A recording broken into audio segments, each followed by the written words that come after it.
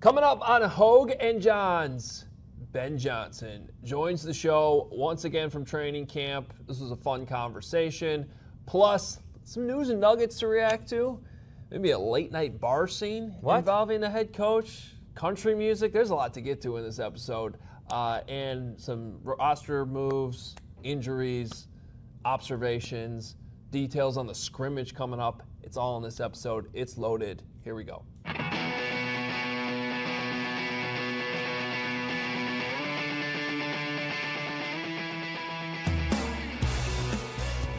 What's up? Welcome in. Hoge and Jahns back with you, recording from Halas Hall today and still presented by Old National Bank. Every play matters, whether it's on the field or in your financial life. The best teams win by delivering excellence at every level. Old National Bank, where relationships and results matter. Remember, FDIC. What's going on, Bears fans? We are here inside the X's and O's room, fittingly inside Different Halas location Hall. than last year for the Ben Johnson interview. Well, they did tell us this is where they do special teams meetings. So it's just perfect, everybody. My badge doesn't work anywhere around here, but I can get it in this room. Apparently. There you go, Coach. Yeah. We got Ben Johnson on the show today. We're excited. This was a fun conversation. Yeah. We also need to whiteboard something off the top because Ben came with a gift. And this will be explained in the episode. But we did realize that this whole conversation happened actually more on the CHGO Bears podcast rather than Hoge and Jahns. But this photo right here is Justin Rudd, who is like Ben's coaching. Right-hand man. Right-hand man with coaching. And the new thing that they're doing this year is he is announcing each period of practice over a loudspeaker. And Carm in particular, Mark Carman, thought this was amazing, and he calls him the voice of God. So we've been discussing this on CHGO Bears. But Justin Rudd, Senior Director of Coaching Operations. There you go. You got to get the title. We got you, Justin. Right. Ben brought us his gift, and so we realized though if you only listen to Hoge and Jahns and not CHGO Bears, it might not make sense. So that's the only. We had to whiteboard that a little bit. The rest of it will be explained in the interview. But yeah, we love having these conversations during training camp with Ben Johnson. He brought his A game today. He walked into this room and was like, all right, here we go. Let's go. So get you fired up for a 7:30 recording. Woke us up. Yeah, we're ready to go. I mean, we've been on a nice early schedule here in camp. I'm actually kind of sad. This is the last one. We're doing this Saturday, and it's the last early morning practice at training camp. I think a lot of people are excited about that. I'm kind of sad. Anyway, without further ado, let's jump into this fun interview with the head coach of the Chicago Bears, Ben Johnson. All right, we're here with Ben Johnson in the middle of training camp. You brought us a gift today. Yeah. Justin Rudd, my assistant, he said he heard that you guys were big fans of the new addition to practice, so we wanted to make sure we recognize that. Mark Carman's been calling him the voice of God on the show. And I think he just loves it because he gets a better idea of what's happening in practice because he's got somebody telling him what's going on each period. Yeah, it's good. It's a great addition. I think the guys love it, so it's good. Gets everybody in order. All right, so Hoge and Jahns icebreaker. We're recording this at like 7:30 in the morning. How many things have you already accomplished this morning? No, it's been a good start to the day. Come in, get ready for install tonight. Practice today. We have some unscripted things at the end of practice, making sure situationally we're good to go, get a workout in, breakfast, and we're on and off and running. So and here we are. To go. Yeah. The last practice we saw Braxton Jones leave Montez Sweat. Any early word, any early updates on Yeah, I don't think that's going to be too serious. I'm hopeful it's not. It's more of a day-to-day, week-to-week type. Both players? It's going to be really for both of them. Okay. Hopefully we'll get them back sooner rather than later. That's good to hear. Yeah. Also, since we talked to you guys went out and signed Xavier Woods, who's been in this league for a long time. Obviously, had some injuries at safety so far. Just I think he overlapped with Al Harris too. Yeah, Dallas he for did. A year. Yeah, and so Al's got a good beat on what he's all about, and feels like he's going to be a good fit for us. And so, it happens, and that last practice we had a number of guys that didn't finish, and that's it's unfortunate. It's not what you're looking for. No one wants that, obviously, and yet the train keeps going, and new guys will jump on, and it'll be similar to last year and every year I've been in this league where other guys get opportunities to step up, and Xavier is going to have one now too. Now, part of that train is keeping this camp very, very physical. I was talking to somebody the other day. I think it's the most physical camp that I've seen in 15 years doing that. Like, how important is it to you just to maintain that physicality from day to day to day? I think if you want to win this division, that it's really important that you establish that as your identity early on. And our guys acknowledge that. They embrace it, and I give them a lot of credit because it's hard to bring it day in and day out. And so we do oscillate a little bit. That last practice we had, that was longer and harder than we'd had yet, and yet the day before we really pulled back and made sure that we're helping out their bodies recover and everything. So we're trying to be really smart about it, but at the same time, we go out there and they understand green means go. It's time to get after it, and that's how we're going to get better as a team. Since we're on that topic, Monday there'll be a walkthrough essentially at Stevenson High School. That's right. Yep. Nearby, and then Tuesday we're calling it a scrimmage now. I assume that's like the equivalent of that practice you guys had last year that was very physical. You went live a ton of there, or is it going to be a little bit different? And why are you going down that road? Well, this year, I'd say a year ago we were able to do the Family Fest down at Soldier Field, and then I think it was a couple practices later that we had the short yardage goal line introduced, and that's really when it escalated. This year, just with the availability of Soldier, we weren't able to go down there and do Family Fest, so Stevenson kind of is the equivalent of that, and then we're combining a little bit of the scrimmage along with the short yardage goal line. So, we're going to hit short yardage goal line early on in that scrimmage. It'll be the first thing out of the gate, and hopefully that intensity and physicality will carry over for the rest of practice. Okay, speaking of the run game, how much of your vacation time was actually spent watching tape of the Dolphins? Oh, I mean, when July hit, I mean, it's hard. I think most of us end up getting the itch. I mean, I'd come in and you'd see DA working out and things like that, and so no, I mean, there's projects you want to hit, things you want to look at.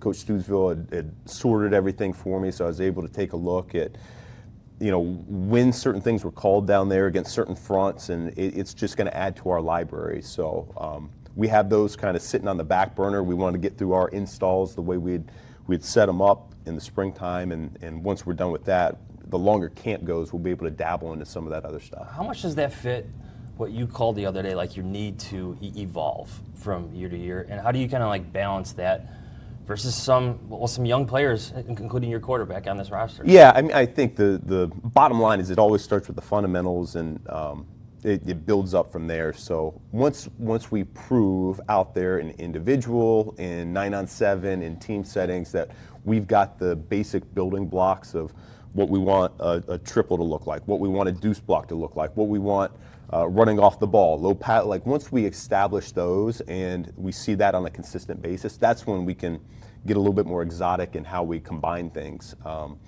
And so, yeah, I mean, even tonight I was looking at it. We're going to introduce a couple run schemes that are a little bit different. We didn't really do them a lot last year, but it's our way as a coaching staff to challenge our players, but at the same time see if this next phase can help complement what we've already put on tape and what we feel like we're already pretty good at. And so it's the give and the take, and I think that's kind of the hard part of being a coach, is knowing what's too much and where you can keep on pushing it. So let's get nerdy with the offense here for a second. Press Taylor said something yesterday that really intrigued me when he mentioned to us that he didn't think he's ever heard you say the word efficiency in a meeting or anything like that, that you guys are hunting explosives, which is something you've said to us many times. I'm just wondering, you hear other coaches, other teams talk about efficiency a lot. Where did you start with that mentality that like it's an explosive mentality first? Well, I think anytime, everywhere I've been, I mean, you draw the picture, whether it's a run play or a pass play, and with the intent of this is going to be a chunk, this is going to be a big one, and if the defense does something that it's not quite made for, that's when we'll dump it down and we'll go on to the next play and live for another day. That's where the efficiency part kind of goes into it. But I think every time we call a play, we have a purpose in mind. What are we trying to attack? Is it a certain front? Is it a certain player? Is it a certain coverage? All those things. And if the stars align, that's where the big ones can hit. And I want those guys to have that mentality too, that we're looking for big ones. We want, we complete the ball in the open field. We should have all of our eligibles looking for blocks to make it an even bigger play. When we hit a run, we should have our big guys covering on down to help push the pile to gain even more yards. Like, it's just how we think, and it's a big part of our identity. So how does that jive with, because at the same time, one of my most viral clips is actually from the owners' meetings a couple years ago, where I had you on video talking about how passing EPA is such a good indicator of wins and losses. And at the same time, we talk about the 70% goal for Caleb. So how does the hunting for explosives kind of jive with also getting those other things that I would tie more towards efficiency? Yeah, in my mind, it's more, those are goals, like the 70% for Caleb, that should be his quest every single time he comes into the building. Like, that's what he's looking to do. I think that's what the top quarterbacks do on a regular basis. And so it's not for him to be less aggressive, but it's more that mentality of understanding what we're looking for, what the intent of the play is, who we're trying to attack, where we're trying to attack. And if it's not there the way we drew it up, that's where we got to save the play and dump it down, still make it an efficient play in that manner, find a completion and keep the ball moving forward. But in my past, been around guy, okay, we're going for that. Well, if it's not there, it either ends up in a throwaway or an incompletion, and we just want to bring heightened awareness to, we can still have something good out of this, even though it's not exactly the way we wanted it to play out. So, there is, I can see where people feel like it's conflicting, and yet at the same time, I think those things can come together and marry up really well. I was going to say, if you can marry that up and accomplish both, you're probably looking to have one of the best offenses in the league, if not the best. And that's the goal. And that's the goal. That's the challenge. We all want that. Players want it. Coaches want it. And I think we're capable of it too. I think we have a lot of high-end talent here on this offensive side of the ball that we just got to continue to distribute and feed them, and I think good things will happen. One quick roster question before we get to some country music and maybe some talk. There we go. Darnell Wright said something that struck me the other day, because I don't think you hear this a lot from offensive linemen, where you made him feel important, like part of the play. You always hear that from like skill guys and quarterbacks, but this was your right tackle saying it. Where's that coming from? Like, I know you believe in them, but like, where's the root of that for you? Like, making your offensive linemen believe in what you're trying to do. Yeah, I mean, in his particular example, I think that one's an easy one because he's a special player. He's different, and I'd call him in front of the offense. I'd call him a unicorn because he can do so many things. I talk about, hey, we need our tackles to pass protect first and foremost, and then everything else on top of it's gravy. Well, he's got all the gravy. He is so powerful in the running game. He was so vital to what we did a year ago in terms of running the football. And he's just scratching the surface of what he's capable of doing. He can run on the perimeter. He can move guys. He can move a 3 technique. He can displace a defensive end. I mean, he's got all these tools. And so for me, it's easy to love him up in front of everybody. Dude, you've got the ability to be one of the all-time greats. And then everybody else, you find out what they do really well, and you acknowledge them for it. And especially in front of their peers, it does go a long way. We all want to be recognized. We all want to be heard. And so, you try to do that as much as you can, particularly when we are, as a coaching staff, as demanding as we are. And we want things a certain way. When we see things that we like and we love and we want to bring light to it, because I think that's what really helps fuel the fire. You got a question in the press conference yesterday. I know I've gotten a few times, but just about the hype, about Caleb, all this stuff, and I loved how you answered it. We tell the truth in the meeting rooms. It was just so simple. Where did you, where in your coaching past did you pick up that idea that that's just the best way to handle things, tell the truth all the time? Yeah, I don't know. I don't know if there was an aha moment on that. I love what we do here, which is we meet as a unit on a daily basis. We're all in it together, and we all want the same thing. And so I've been a part where everyone's kind of in their own separate positions and all that. And yet, I think when you have one unified, it's not just one voice, but just we're all going in this one direction. I think it all comes together, and so it's going to become player-led. The longer we go into camp, they're going to end up carrying that torch themselves, if they're not already doing it right now. But for right now, we're trying to show them, hey, these are the guidelines of how we want to get it done, and then they'll take it and run with it from there. So let's put this on the record in the podcast. We got the same name, but I'm the Cubs fan. Yeah. He's the White Sox fan. Yeah. So we're on the same page. We with won't that. talk about last We're night. both country music fans. Yeah. He went to Morgan Wallen. My favorite concert I went to last year was Zach Bryan in South Bend. Absolutely electric. You were spotted at the Windy City Smokeout this year, but you kind of snuck in there again, just like those Cubs games. Yeah.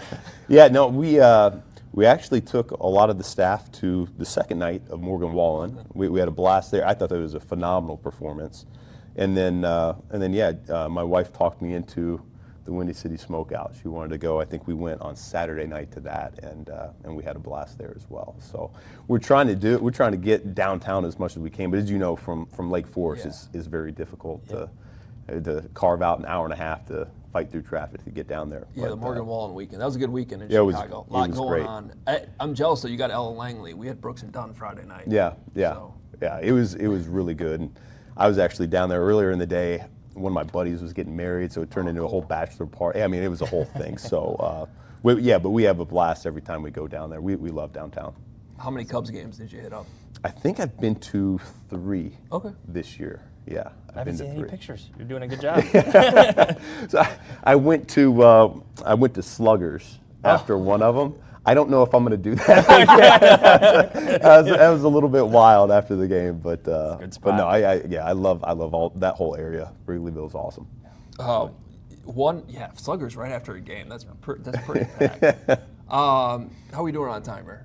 Just Wrapped up short. Okay, I got one more football question about a player who I think is very important in your offense that maybe doesn't get talked enough about. That's your running back, DeAndre Swift, who you have a lot of history with. It's just how would you explain his importance to what you guys are trying to accomplish, not only in the run game but also in the pass game, and just what he showed you last year as you guys reunited again and got back on the same Yeah, team? I mean it's interesting. I think he gets forgotten about to a degree just because he doesn't say a whole lot. You know, he just goes out there and goes about his business, and yet when the lights come on and it becomes live, this is a physical football player. I don't think people realize it. I know how explosive he is. I think people recognize that, but he really does a great job of lowering his pads and running through tackles, and he's got everything that we're looking for. I think the understanding of our running game has continued to grow. It took a little while last year for our wide zone scheme to really catch on, and that's usually pretty common. And yet, when we go into the spring here, I just see a heightened awareness of what we're trying to accomplish, and so it's a big credit to him. I think that two-headed monster between Swifty and Monungai, I think you need one of those to be successful running the ball in this league, and we got it. We're very fortunate to have them, and we'll continue to push the limit in the passing game as well, how much we want to free release them and get them on some routes. But no, he's a huge part of what we do. I love his mindset every single day. Like this guy he's really a stud. Well, my favorite thing about this is that not only it says to my biggest fans, period one, punt interior. So he went special teams. He knew, yeah. He went special teams. I love that. Well, thank you for this. That's great from Justin. Good. Thanks, Ben. Thank you guys. Yep. Hey, our friends at Sunnyside Dispenser are here to elevate your baseball season. Sunnyside is your home for judgment-free shopping. A crazy selection with over 100 different strains to choose from, with easy online ordering and in-store pickup wherever you're at in Illinois. Sunnyside has a location for you as far south as Champaign and as far north as South Beloit. Stop in the store nearest you for expert guidance from their staff. The good news, Tea Time vapes are out now. Little lemonade flavor to those, perfect on the golf course. And their Stash Pass Summer is live now through Labor Day. Still time to get in on that. Sunnyside Summer Rewards program. Head to their website for only the best under the sun, including 50% off your first 3 online purchases. Enter promo code HICHGO at checkout to qualify for that 50% off. Sunnyside Dispensary, only the best under the sun, only for 21 plus or Illinois medical card holders. And Adam, what if you could have reliable and intelligent Wi-Fi? And what if you could keep it at the same price for 5 years? It's 1, 2, 3, 4, 5. 5 years. That's the Xfinity 5-year price guarantee.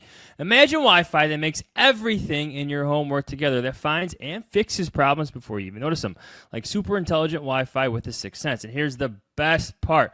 I can stream the game even though the Little Mermaid is on the TV up here, maybe Minions, maybe it switches, Moana, Lilo and Stitch, someone's watching YouTube, someone's got Roblox. In my house, everything works because Xfinity. All your devices working in perfect harmony for 5 whole years. And here's the best part. No annual contracts, no hidden fees, and Xfinity's best equipment included. Take it from me. A lot can change in 5 years. Championships are won. Records are broken. Dreams grow bigger. But your Wi-Fi, it should stay reliable, and the price should stay put. Lock in your price and unlock the possibilities with Xfinity. Learn more at Xfinity.com. Xfinity, imagine that. Select plans only. Restrictions apply. Well, that was a fun and somewhat unexpected conversation with Ben. Did you just pivot from Sluggers to DeAndre Swift? What was I supposed to do? I wasn't done talking football. You talk about the arcade and Sluggers. So first of all, you might have seen it in the interview or heard it. I think I was a little caught off guard by the idea of Ben Johnson being in Sluggers after a Cubs game. I mean, I can't think of a worse time to go to Sluggers. Honestly, if you think about it, it's pretty impressive. Did you see any pictures or anything? That's what I was going to say. This almost gives me hope as a society that he can slip in and out not only of a Cubs game but Sluggers and not have 800 pictures. Like, I imagine there's some social selfies with him floating around on some people's cameras down in Lakeview and whatnot. But not the random. Hey, there's Ben Johnson. Let's put this on social media post. I feel like it's also kind of become a thing where he's bragging about it, posts I got in and out of Sluggers. Yeah, got in the 3 Cubs games. Nobody noticed. Did you see any pictures from Wrigley? Mm-mm. Just the Windy City Smokeout one. That's why I brought it up. Yeah. He was at Morgan Wallen with you. Then I didn't see him at Morgan. I saw some other Bears employees at Morgan Wallen, but didn't know Ben was there. Okay. We were there on different nights though. Ah. So yeah. I also saw our producer at Morgan Wallen, and she blew me off. That's a true story. Yes, I remember now. I saw her in the Concourse, and I was like, I think that was Katie. Katie! She didn't turn around, and I was like, I must have been wrong. Yeah, maybe who's it wasn't that her. creep? And I went back, and then the next day I saw pictures from Morgan Wallen on her Instagram. I'm like, you did blow me off. Mm-hmm. There's a lot. She's laughing back there. I know, it's okay. All right, not a ton of update on the injury front, but I still I guess sounds like good news. Reassuring that for Braxton Jones, Montez Sweat, it's not perceived to be serious. I still sense a little hesitation though, in how fast they'd be back.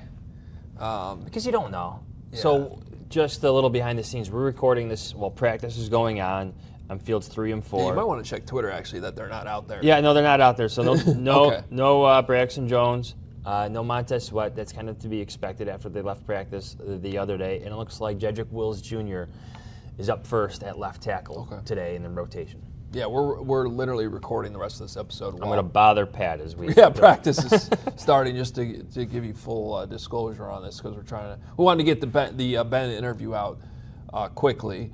So, but at least good news that it doesn't seem like it's anything significant. Then the other news that happened since we were last with you is that Xavier Woods was signed. Now that's significant, I think. Yeah, I mean, here's the thing about a guy at that age. It's there are veterans that are sought after that are waiting around, wait to see some injuries happen, avoid the first couple weeks of training camp, then they go sign.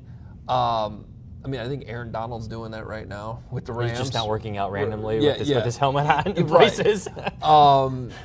And then there's other ones that are, kind of at the end of their career and maybe not have a ton of interest and they're waiting for their offer. I don't necessarily know which one this is. It might be somewhere in the middle, but the Bears obviously ended up with a need at safety.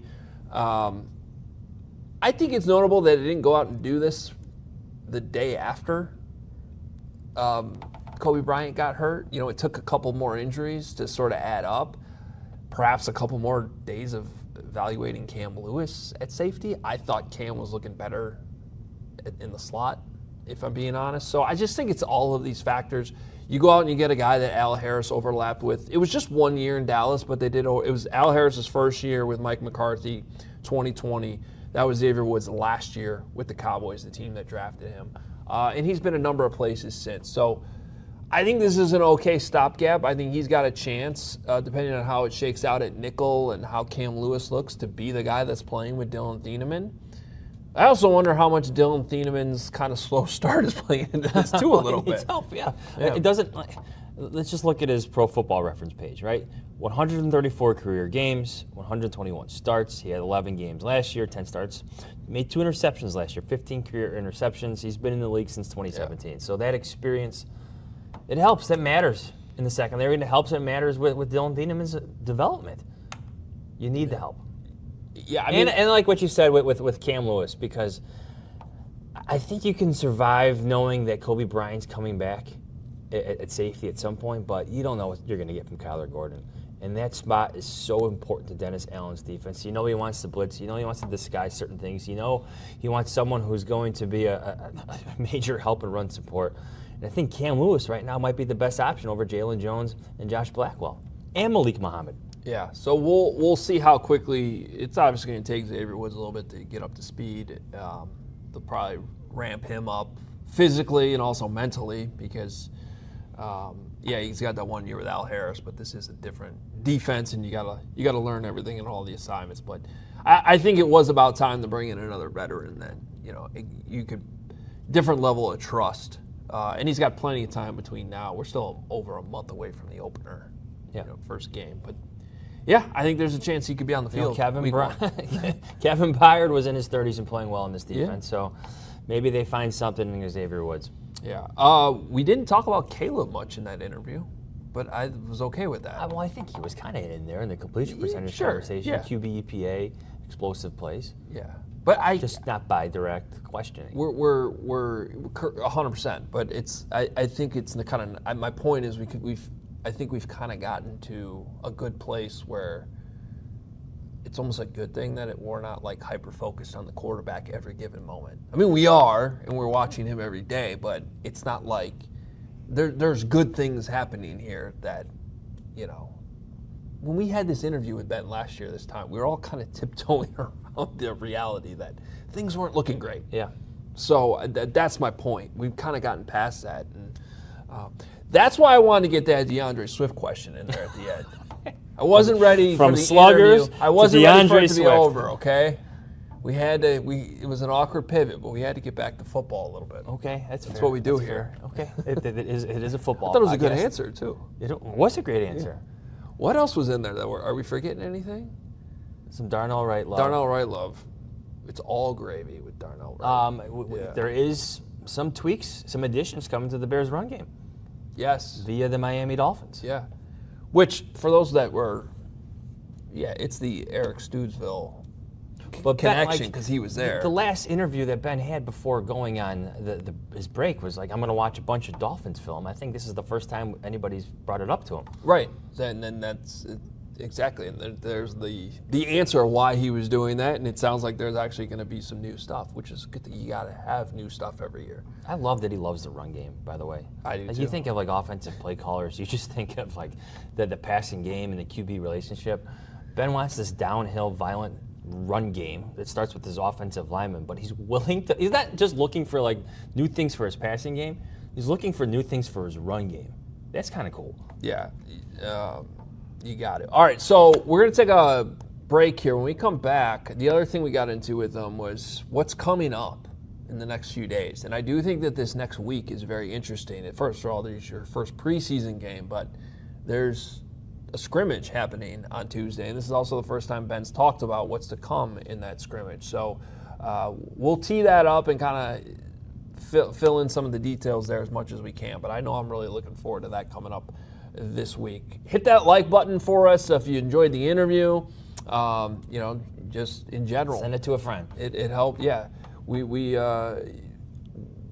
hitting the like button, sending the link off to somebody. It always helps grow the show. And rate and review the podcast too if you're listening, wherever you listen to your podcast. We appreciate it. Don't go anywhere. We'll be right back. But first. Whether it's on the field or in your financial life, the best teams win by delivering excellence at every level. At Old National Bank, we believe every play matters, just like Ben Johnson is looking at every single snap and pass from Caleb Williams in training camp. See it? From everyday checking to long-term planning and commercial banking, our team is here to build momentum and help you move the ball forward. It all starts with a plan tailored for you by professionals you can trust.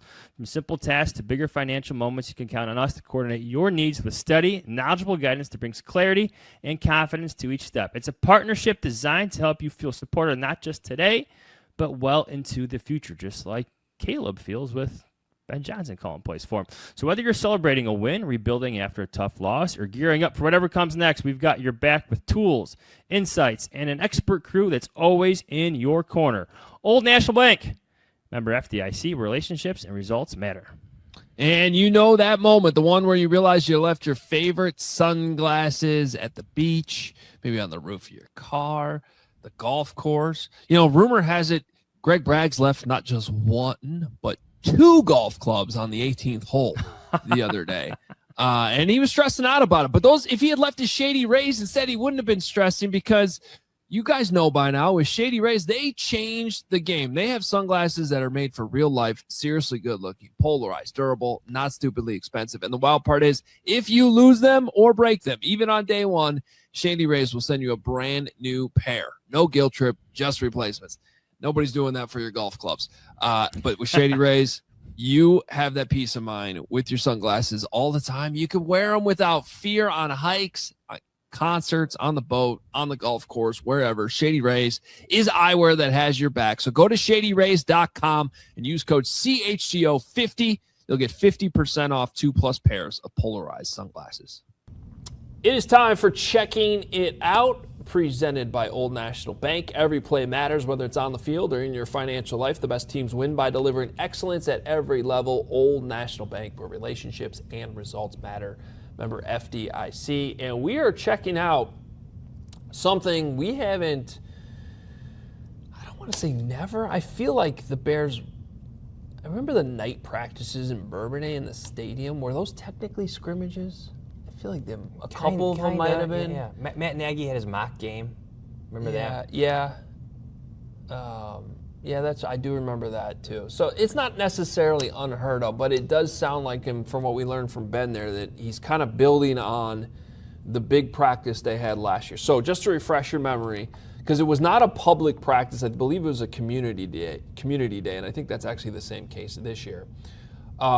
We didn't really know this was coming, but we get out there on the practice field. Ben did talk to the media that morning. I had it in my notes, and he did mention, hey, this is going to be inside, goal line, some heavy run stuff is coming today. What we didn't know, and I'm not sure the players knew, is that they basically went live for 75% of the practice. Yeah, they just let it go. And it just kept going and going. Well, I remember players saying they didn't know what was live or not, because the physicality just continued. Like even in 7-on-7 drills, it's become like a running joke here. Yeah. But live tackling in 7-on-7 drills, I don't think it was supposed to happen, but wasn't discouraged either. Yeah, and I had the word brouhaha in my notes. There were a couple skirmishes. I think we've already seen some hints of those so far. Oh yeah. So that practice happened a few days before they practiced against the Dolphins that same week, ahead of their preseason game. Now, they don't have a joint practice this time around ahead of playing the Browns on Saturday. I'm intrigued to see how this actually looks. It's, it kind of sounded like they were going to, based on what Ben just told us, they're going to do some of that goal line stuff, but then also have a scrimmage after that, which I assume will be a little bit more, hopefully live, but also live in the sense of coaches too, because you got to call things live. They told us that. Yeah, I'm excited. I mean, the pads are going to be on today and tomorrow, but I don't necessarily think we're going to see a lot of live periods there. I think it's saving it up for Tuesday, and they're actually having this walkthrough Monday at Stevenson as well, kind of to set up the scrimmage. That's how I read it. So we've seen, correct me if I'm wrong, we both take pretty good notes, I would say. We've seen 2 fully live periods. Yes. Right? Was there a second one in the practice 2 days ago? Yeah, there was a second one, Okay, but so that was it's- the only one of that day, yeah. So 3 live periods, going back to last week. Oh, yes, yeah, there was one the other day. Okay, yeah, so 3 yeah. fully live, take them down, tackling Yeah. practices. Yeah, because that tackle Rome broke in that period the other day. That was a live That was a tackle. live one. So which you counted as a missed tackle. Yes, and then later that day there was another one too, right? No, that was the only one in that Okay, practice. so there's been 2. Yeah. All right, maybe there was a little some extra curriculars and some other drills, but that's the intensity they want. I like what he said about the physicality, how it can't stop, how it needs to be part of who they are and what they need to be in order to really have success in this division. It's still a very good division. There's still a lot of talent in this division. It's the old, you need a strong run game, all that stuff, especially when the winter hits. But like, what do you make of that? What he said about having that physicality, having that be a prerequisite for playing in the NFC North. Yeah, I think that's the most notable part, is that the emphasis on why it's so important in this division. And I can't help but think about, I saw this clip going around the other day. Colin Cowherd was he was basically doubting the Packers' chances of winning this division this year, basically saying they're too soft. They're not physical enough. You know what that reminds me of? So I'm going to inject. It's Chris Long saying that he thought the Bears' offensive line was too soft when they had that 2018 season in the playoffs, where they felt like they were just a more dominant physical team up front. Well, yeah, and that stemmed from Kyle asking his brother, because they were on the opposite lines of scrimmage in that game, that playoff game, the Bears and Eagles, asking, hey, if we had won that game, do you, if that Cody Parkey kick had gone in, do you think we could have actually realistically won the Super Bowl? And Chris said, no, you guys weren't physical enough. That's pretty damning, but I think that when you look back on it, you do realize that those teams weren't physical enough. They really weren't built for that. And look, Ben is coming. One of the best parts, I think, of that hire, there's many reasons, and maybe this was more of just a bonus, but him coming from Detroit was a huge bonus. Yeah. Because, you're subtracting from the team that's, at that point, was the best team in the division, but also his knowledge of the division and understanding what it takes to win in the division. Because the reality is the AFC North and the NFC North are different divisions when it comes to physicality. And it's historically been the case. Sure, it fluctuates, but I think we are at a point right now with this division where when you look at what the Lions are and you look at what the Bears are, you're going to get a level of physicality there. And I think when you're looking at more at Minnesota and Green Bay right now, you're wondering if they have that physicality to really to keep up. And that matters, man. The way you can wear teams down over 4 quarters. Now, let's remember, the Bears only went 2-4 in the division last year. Yeah. And so I think that probably still leaves you, if you're Ben Johnson, certainly losing to the Lions twice can't sit well. No, absolutely not. No, it burns him up. I'm sure it's like the top thing on his list just to check off just in terms of success this year. The double-edged sword in all this is we did see a very physical practice and we saw a number of injuries, but I don't think that's going to change Ben's mind, and I'm okay with that. Can we talk about those injuries, though? Okay, Braxton Jones happened in a one-on-one drill. Yeah, every it's team fair, does. Yeah. Every team does one-on-ones and needs to do one-on-ones to evaluate their players.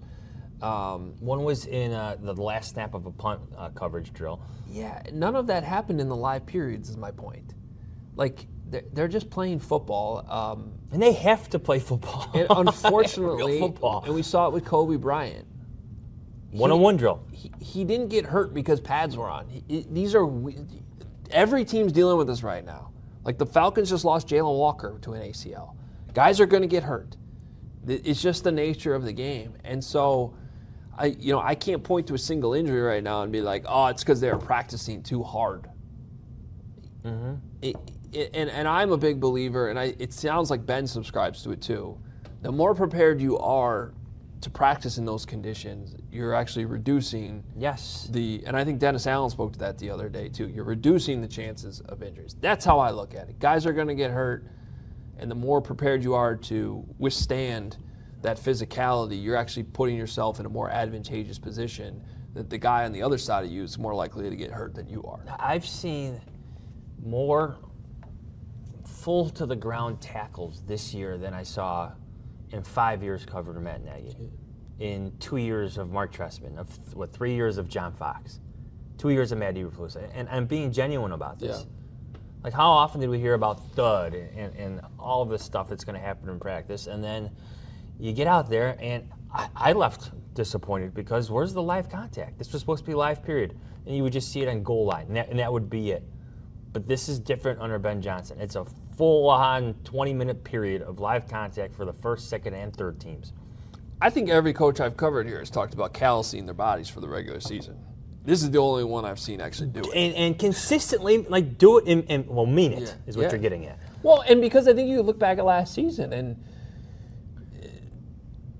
I guess you could look at it two ways. I mean, one is they were dealing with injuries, and it felt like by the end of the year they were just a little bit too shorthanded, especially on defense. Now, the defense also stepped up pretty big in that Rams game. Yeah, they were good. If we're going to be honest. But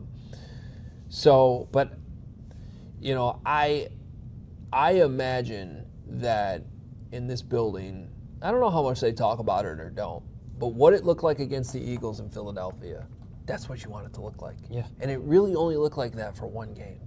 You know what I mean? Like they really only reached their peak of potential in that one game, but you saw it was there. And if they could, and you're never going to play like that for 17 games, of course, but if you can get that type of performance more consistently, that's how you rise to the top, not only of your division, but potentially the league. Yeah. It's an identity. Yeah. Like, you actually have to. Also, maybe I'm just a little bit old school, but like, football in its nature is supposed to be violent. There's going to be contact. If you don't practice that contact, just like you're getting at, you're not going to be good at it when it really happens, when it really matters. We debated that the other day, obviously, with the hit on Luther Burden. I still feel like there's a little bit of a line when you're practicing against your own players, that you certainly don't want any cheap shots, I'd say. I'm not saying that was a cheap shot. I thought it was touching that line. A little extra. Of the last thing anybody also wants to see is Luther Burden going to the concussion protocol for multiple weeks because you're just breaking up a random pass in practice. I'm guessing. Like, there's still got to be a little bit of that in the back of your mind. Luther Burden, sorry. Just let's be fast and physical and all these things, but let's also be smart at the same time. It's different because it's Luther Burden. Let's Sure. be honest. If it's like a third-string wide receiver, with all due respect, it feels a little bit different. I feel like the hit would be celebrated across the board. But to me, you brought Devin Bush to do exactly that. Yeah. Play with speed, play with some tenacity and some violence, and he brought it, albeit against one of the Bears' best players. Well, and look, in hindsight, I was a little nervous. Maybe Burden wouldn't be out there practicing the next day because sometimes he did take a hit pretty high and was pretty shaken up. But he was out there. Everybody's fine. I think Devin Bush set the tone. I think that's a hit we'll be talking about. And so maybe at the end of the day, it was all positive. Yeah. But that probably would have been a decent question for Ben. Did you guys celebrate that hit, or how do you handle that? Well, you wanted to ask him about it. Just kidding. Before we get out of here, just some news and nuggets. The Bears have signed Brandon Hill and William Wright. They're both defensive backs after all of the injuries that we saw the other day, especially in the secondary. Again, Montez Sweat and Braxton Jones, they're not practicing.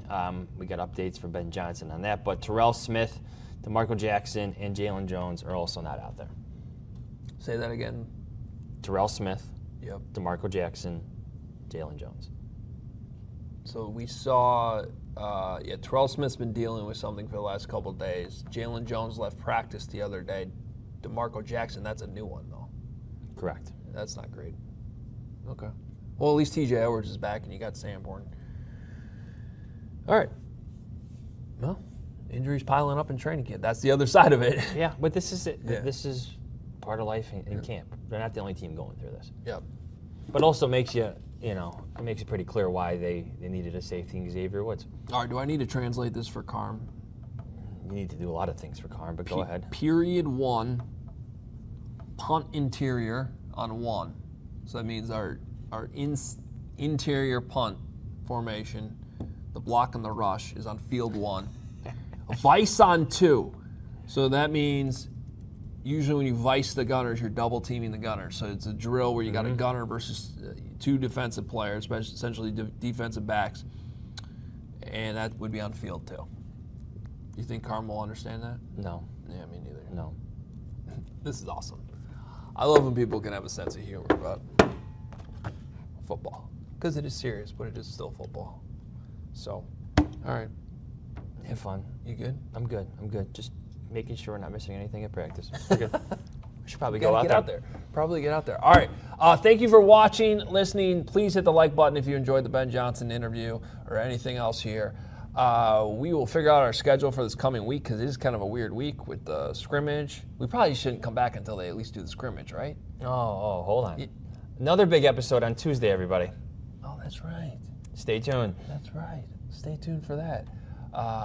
And then, Well, we'll have the scrimmage conversation. and we also got a there as game next week as well. So it'll be a fun week coming up on Hoge Jahns. Make sure you're locked in. Again, hit that like button. Send the link off to a friend. Help us grow this YouTube channel. We could definitely use a little boost here. So thank you very much. And we'll talk to you next week. See ya. We all silly like the mayor.